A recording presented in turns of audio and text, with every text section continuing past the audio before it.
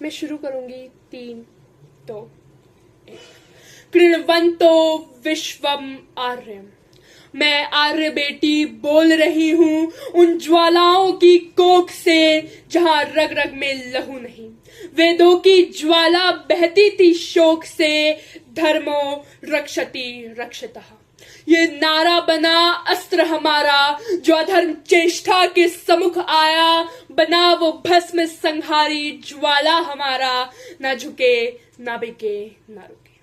जले तो धधकते अंगार बन चले, रण नहीं मांगा हमने कभी।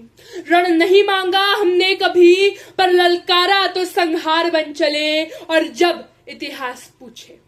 जब इतिहास पूछे मित्रों, किसने फूकी स्वतंत्रता की पहली मशाल, कह देना वो आर्य थे जिनके वेदों में थी क्रांति की चाल, जिनके वेदों में थी क्रांति की चाल। इस सभाकाल में उपस्थित सभी लोगों को मेरा कोटि कोटि प्रणाम। आज मैं आन्या भारत के उन वीरों की वीरता को वाणी देने आई हूं, जिन्होंने नारे लगाए थे कि रक्त की आखिरी बूंद बहा देंगे, पर भारत को झुकने नहीं देंगे। जी हाँ मान्यवर, मैं बात कर रही हूं अग्निपुत्र धर्म रक्षक आर्यों की।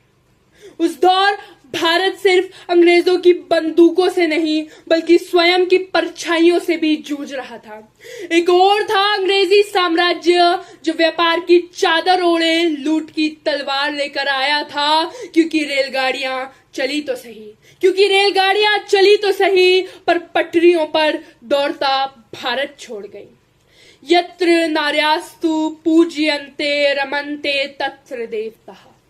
कहने को तो नारी को देवी का रूप माना गया, लेकिन वही समाज जिसने नारी को पूजा, उसी समाज ने उसी नारी की आवाज छीन ली। और मान्यवर, यही था परतंत्र भारत की उस पूजा का असल रूप।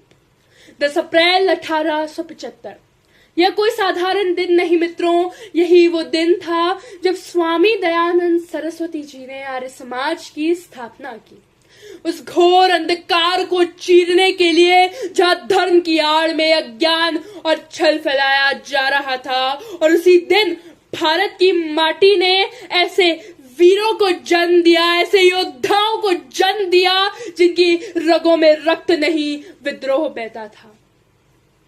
उस दौर भारत अंग्रेजी आधिपत्य में जकड़ा हुआ था। तब आर्य समाज ने अपनी आवाज उठाई, सती प्रथा, बाल विवाह और इन सामाजिक कुरीतियों को ललकारा और इन्हीं अमानवीय बंधनों को तोड़ा।